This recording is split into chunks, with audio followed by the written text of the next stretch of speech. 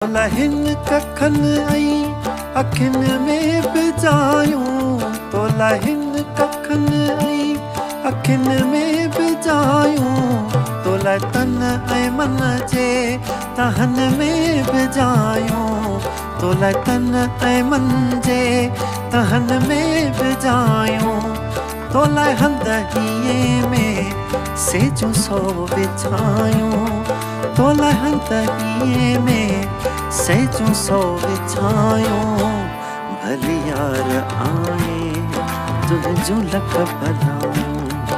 भली दोस्त आए तुझूं लख भलायूं असां पाण तुझूं ॻाल्हियूं वेठे ॻायूं